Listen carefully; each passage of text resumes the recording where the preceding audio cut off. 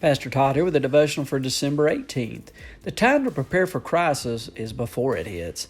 Psalm 31 makes it clear that David knew God in a personal, practical, and deep way before he got into the crisis.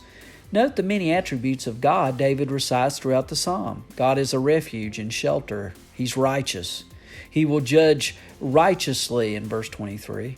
He's a rock of strength. He hears and answers prayer. He's a stronghold and fortress. He is the God of truth and of loving kindness. He's all-knowing and gracious in that he will forgive and doesn't cast off the rejected. He has unlimited storehouses of goodness for those who fear him, even if they're going through the worst of trials.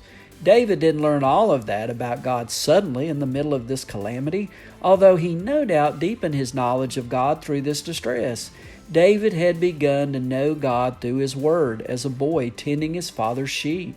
So when the crisis hit, David had resources in God to lean on.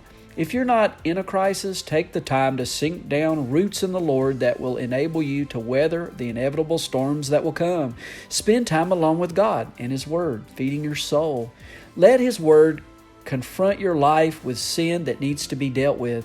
Then you'll be ready for stressful times. If you're already in a crisis and you don't know God as David did, seek Him like you never have before.